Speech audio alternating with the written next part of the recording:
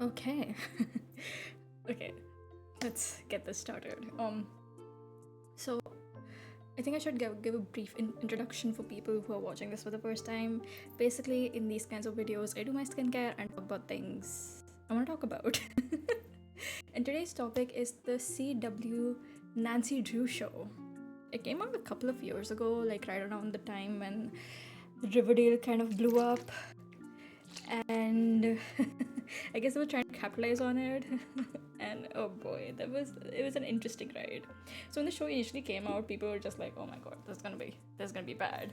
But I remember watching the trailer, but like it was so many years ago. So like when I saw, so I recently got Geo Cinema. That's a new streaming service here in India, and they have a lot of access to shows you can't find here.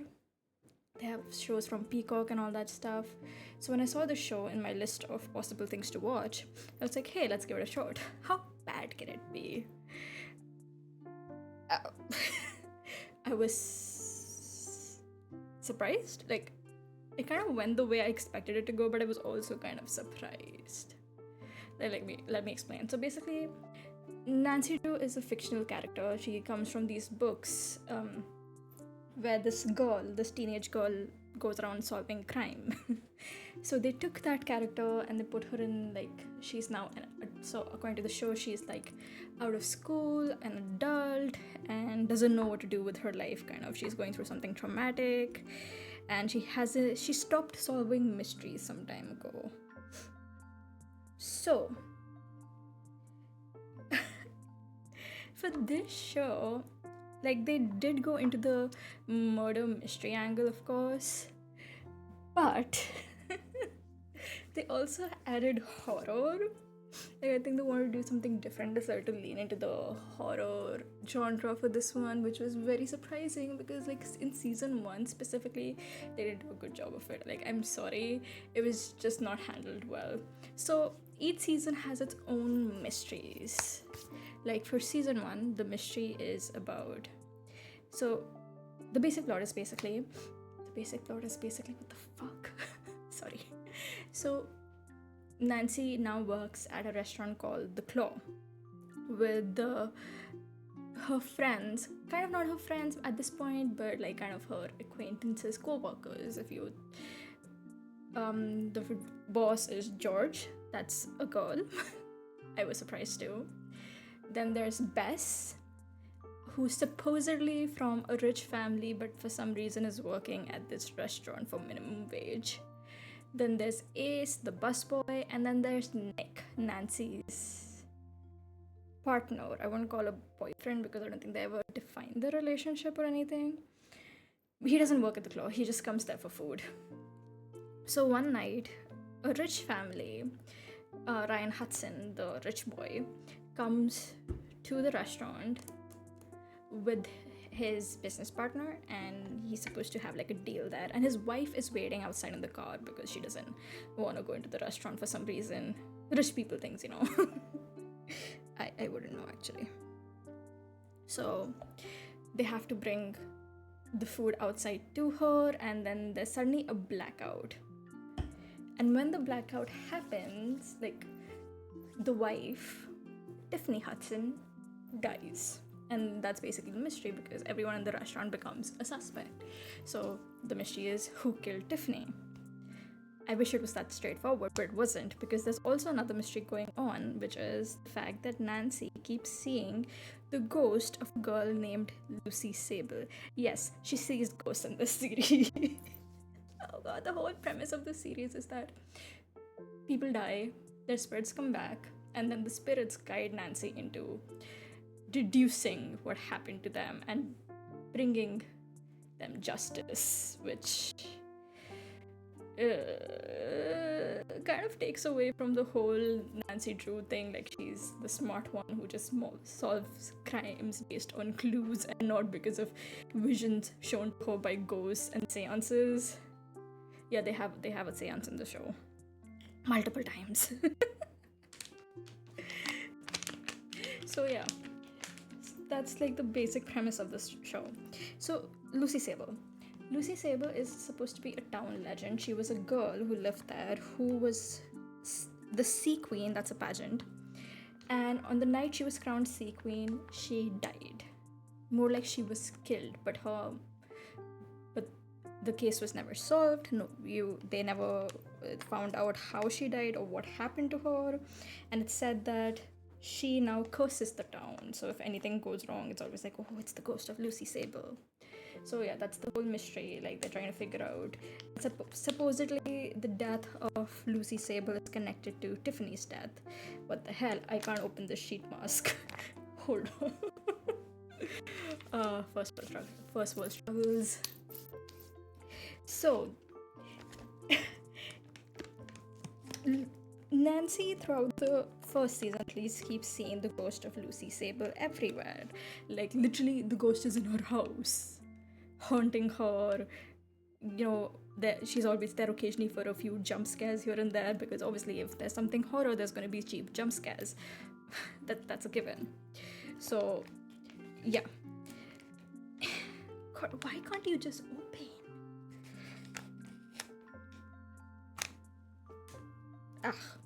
They use my teeth. Don't like that. Anyways.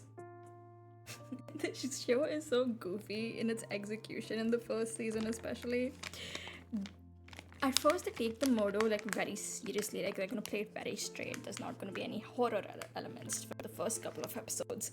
And then suddenly there's a jump scare. And then suddenly George is possessed by Tiffany's ghost. And then suddenly there's an exorcism, suddenly there's a seance, suddenly there's demons. Oh my god, there's an actual demon, there's an actual child-killing demon in the show. I was just like, what the fuck is going on here? I mean, it's the CW in their Riverdale era, so I don't know what else I expected, but not this. And the child-killing demon just kind of comes out of nowhere. I don't even know why that was important. It's just there. Like, I felt like they just needed to add a few more supernatural elements to pad the runtime. So they were just like, okay, let's add this child-killing demon that's connected to Nancy's past. Amazing. No one will ever see this coming. Oh boy. Yeah, and then they do rituals to communicate with other demons to solve the mystery of Lucy Sable's death, and then they do, like, basically there's so many rituals and so many possessions and rituals and demons. It kind of takes away from the mystery of it all, like the murder mystery part of it.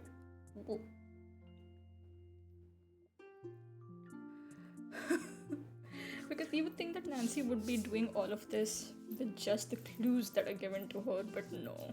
She gets the clues from these rituals, which was... wow. Hold on. Yeah, so that's basically the first season, like them trying to figure out who killed Tiffany, and in turn figuring out who killed Lucy Sable. Like, there is one point in the show where Ryan, he actually was Lucy's ex, and is like the first person they suspect. And there's like this one part where he sees her ghost and he starts kissing her because she was the only person he ever loved. I'm like, bro, that's a ghost. And then she turns into this creepy dead ghost with dark, like, black skin, and God knows what was happening with her. It was just weird. Like, most of the clues that Nancy gets is from these ghost sightings. And I think the best part of the show is that everyone's just like, oh yeah, like, gradually in the show, as like later seasons, everyone's just like, yeah, these things just happen in this town. Very, very common. Ghosts exist, there are demons, yeah, it's just normal. Nobody questions it. And then at one point, instead of humans committing the crimes, it becomes like the ghosts or demons are committing crimes. And then it's just like, how do you bring demons to justice? Like, can you arrest a demon and bring it to court for judgment? Does that demon get human representation, or does it get demon representation? And how do you find demon representation for it? Okay, yeah, anyways, I'm getting sidetracked. Yeah, so they kind of. So the first season is kind of all over the place because of this. There are issues with pacing and a lot of acting issues, and just kind of all over the place, like I said before. It does kind of improve from the second season onwards when they kind of just lean into the horror, witchcraft, fantasy angle more. But oh my god, I don't know, man. With the CW, I know that you're supposed to expect the unexpected. Like, I feel like when you apply for the CW, they ask you, okay, so what's the craziest plot you can think of? And if you come up with something like completely out there, you're hired. You're immediately, writing your own show. But if you say something normal, like, oh, Nancy Drew, teenage detective, uses the actual clues and not supernatural clues to solve a mystery, and they'll be like, nah, we don't want that. That's too normal. Go away. Dude, like, there's this one point in the show where there are two characters who fall in love with ghosts. Like, they're having full-on relationships and dates with ghosts, and I'm just like, what the hell is going on here? And then there's this oh yeah, then there's this witch who is supposedly Nancy's ancestor, who was banished from the town because she was evil. She was trying to cast this huge spell called the New Genesis, and basically that would kill everybody. And I don't know, it was supposed to do something. Kind of just like there's just so much going on. And and obviously because she's a witch, she bathes in the blood of people to regain her youth. And I was just like, oh boy, are we doing this? So yeah, we had blood bathing witches. What else did we have? Okay, let's take it from season 1. Season 1, we had the murder mystery with the ghost who wanted justice, and a ghost who just wanted people to know her story. And then she's never spoken of again. Town legend, but never spoken of again. I don't know what happened. I feel like the writers forgot or what happened. And then season 2 is there's a sea spirit. That's again a town legend where the sea spirit basically it's like a Bloody Mary thing, like but this is something only you can only do once a year. On a particular day, you call out to the sea spirit and ask it for something, and it'll grant your wish. If it grants your wish, then it'll take your blood. Like, blood will start pouring out of your eyes, and that blood is going to be the sea spirit's payment. So in season 1, they use the sea spirit to help solve Lucy Sable's case. Because Lucy was like, you have to get my bones. I don't know why that never came into use later or anyways, but yeah, they did this whole ritual to get her bones. So in the second season, they had to fight the sea creature because it wanted to kill them. That was the price. Oh boy. So yeah, and then it turned out that the sea creature was actually a woman that had been wronged by the founders of the city, and for some reason she was there taking vengeance upon people. I don't know. Yeah, the whole thing was basically, if I grant your wish, then you have to pay the debt. If you don't pay the debt, I kill you. Like, okay, no room for negotiation, I guess.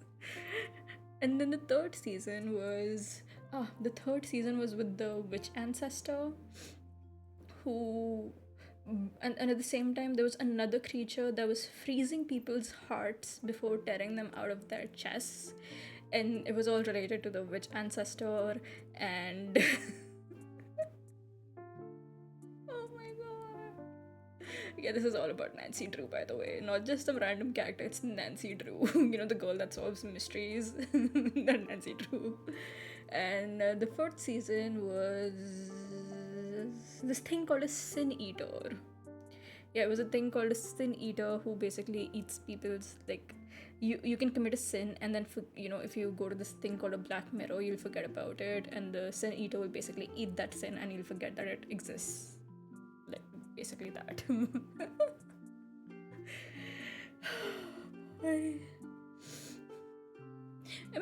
characters aren't bad. They're all very distinctive and like they're fun. Generally speaking, I didn't care for George's character.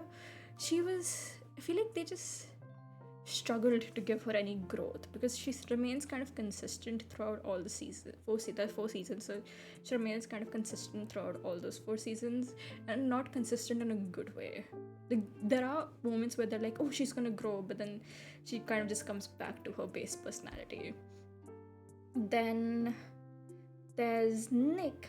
He gets to do a lot, but I feel like they kind of, instead of trying to give him more human moments, they keep using him as a mouthpiece to preach whatever message they want to share. And it's not bad, by the way. Like, the messages he shares are important, but it's always from him.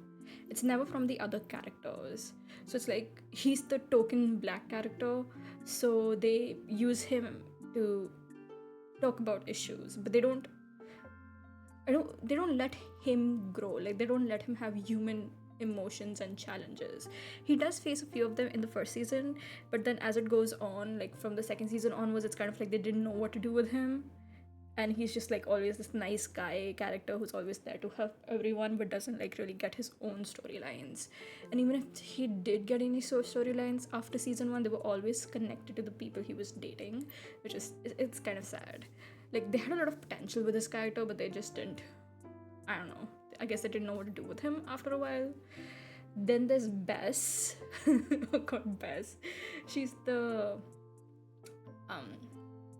pretty one, as they say. Like, in the earlier seasons, she's kind of stupid and a bit annoying, but she does grow on you, and she does have a lot of growth throughout the show. Actually, she literally becomes a witch at one point. Not the Cheryl witch from from Riverdale,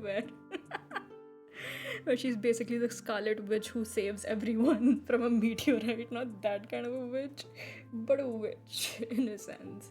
Like, she becomes the person who can help people and solve their problems. Then there's Nancy. She's fine.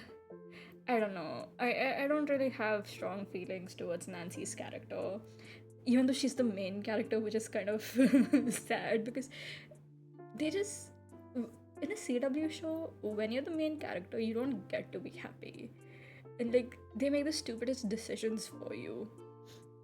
And that's best boy Ace. I love Ace. He's just so cool throughout all the seasons, though they do kind of lose his essence in season 4, and I'll explain why. So obviously, since this is a CW show, there's going to be romance. So initially, Nancy is dating Nick. The relationship is terrible. She doesn't open up to him, doesn't talk to him, keeps pushing him away. Like, she'll open up to him at one point and then push him away the next moment. And yeah, it doesn't work out. And within that very same season, she finds this other guy. I think his name was Oliver. Yeah, Oliver, and he is related to Bess. One thing about the show is that the ages of the characters are very ambiguous. So yeah. So Oliver, unfortunately, spoiler alert, but like, why are you here if you don't want spoilers? Like, seriously? Anyways, spoiler alert, Oliver dies at the end of season 1.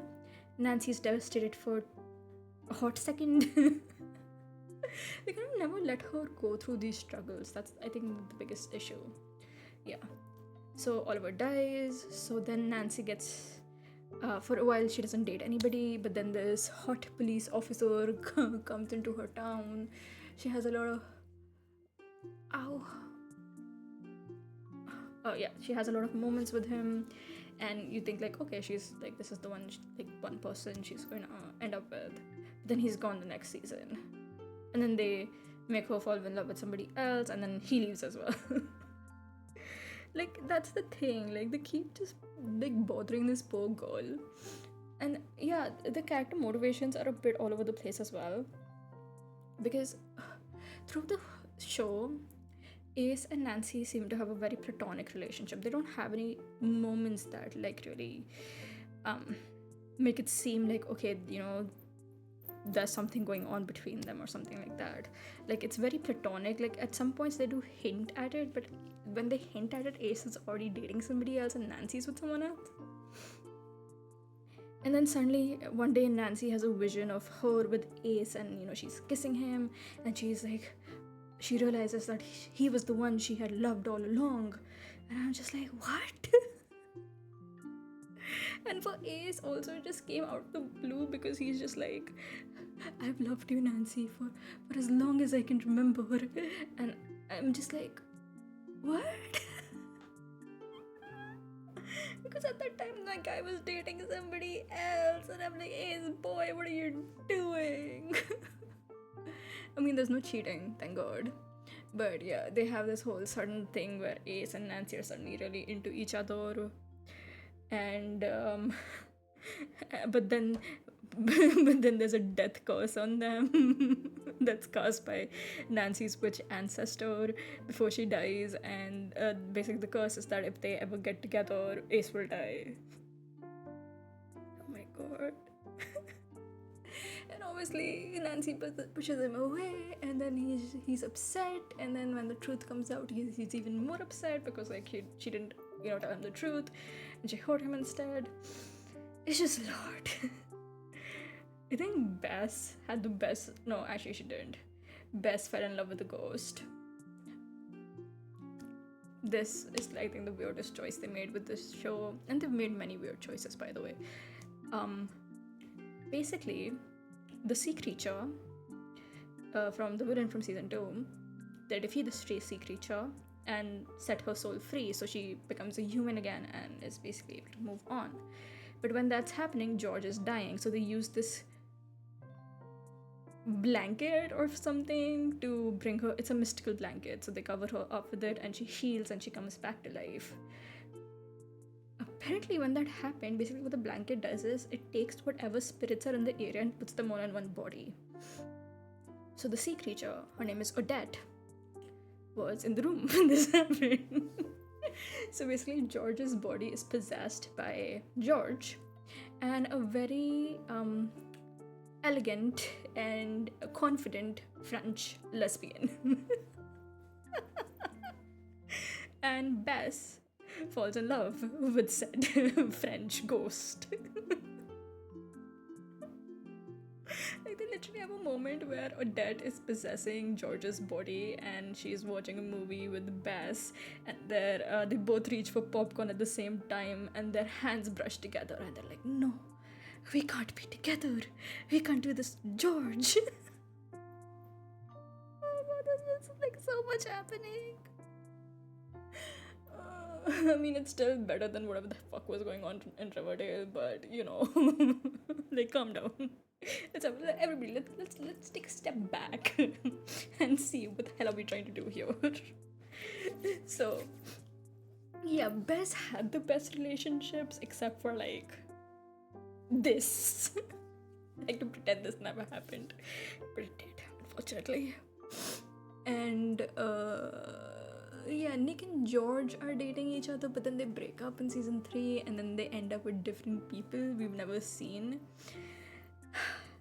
The show was, that was, the conclusion of the show was really bad. But then again, the conclusion also came because CW cancelled the show without any warning. Basically, they never told the showrunners the show was cancelled. The executive producer of the show spoke up about this, and he was like, they never knew that the show was cancelled. They were shooting season 3 at that time. No, they were shooting season 4 at the time, and they were about to shoot the last episode, thinking that they were going to get another season. But then their company called up CW, and they were like, hey, can you like let us know about scheduling and stuff, so we can let the actors know, because they are interested in other projects, so we can like figure this out. And some executive was like, oh no, your show's been cancelled. It was too expensive, so we cancelled it. And it's just like, so the writers had to rush an ending, like quickly just rewrite the last episode so they could end the show, which is like so messed up. And it's also so funny when they're like, it's too expensive. Like, every CW show is so cheap. I think you could afford it. But yeah, CW's quality of writing has just been downhill for a very long time, so I'm not surprised that they did this. So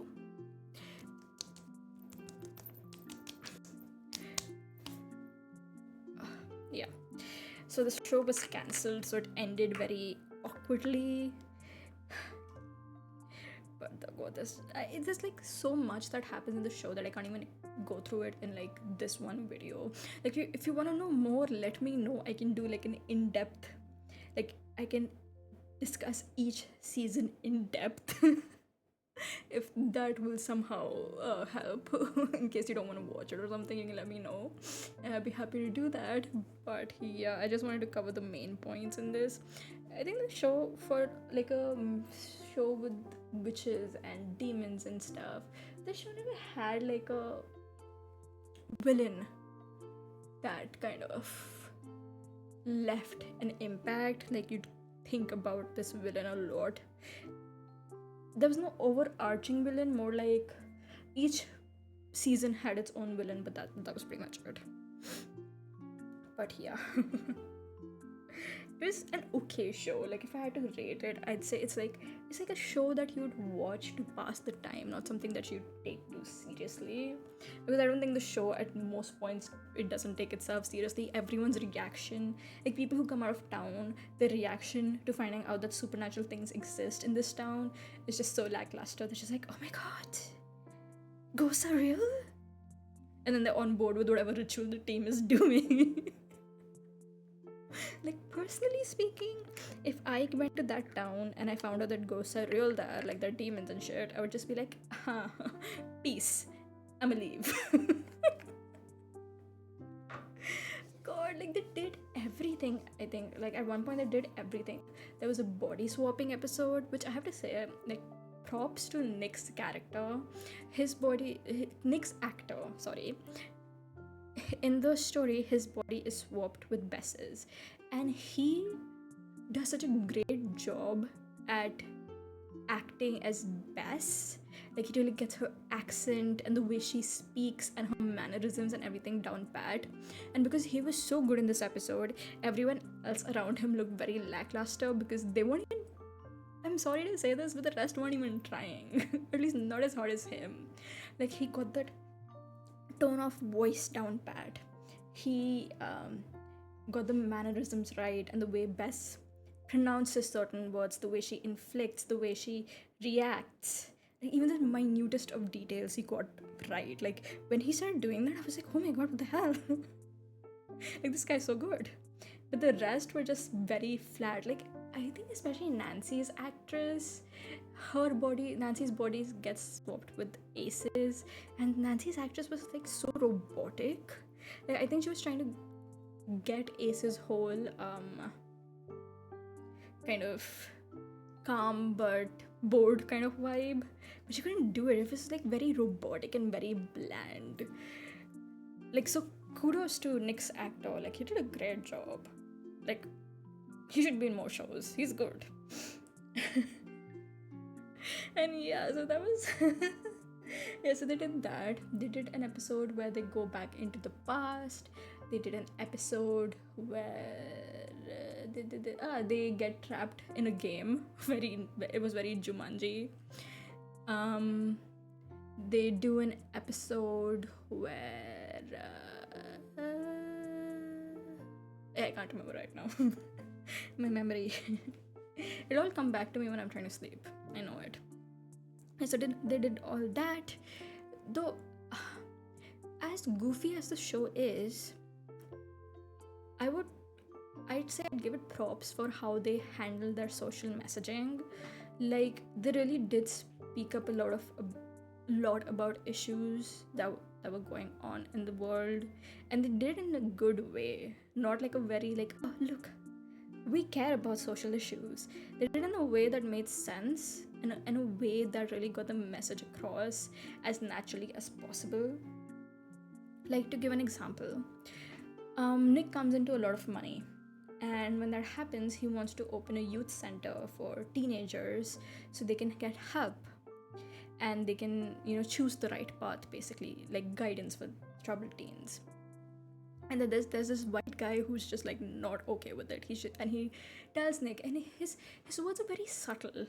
okay, not subtle as such, but it's got the kind of words that you've heard before, you've read them before, you've seen people actually say them in real life. Because he's just like, oh, you're one of the good ones. We don't need more people like that in the neighborhood. And you at first it's like, wait, what? And then it kind of just makes sense.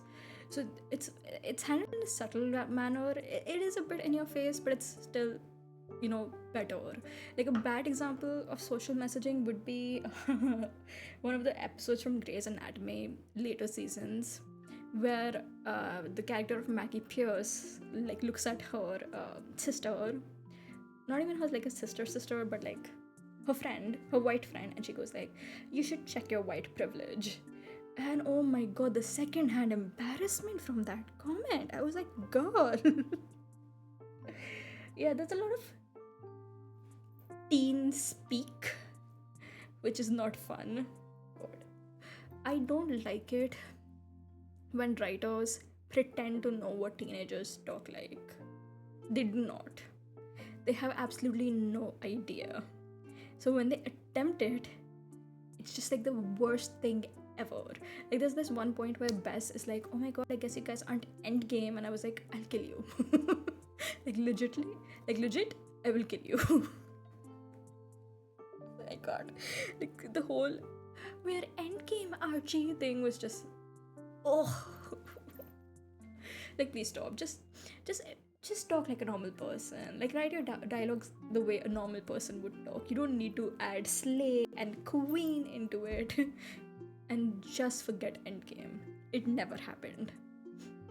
Worst teen speak ever.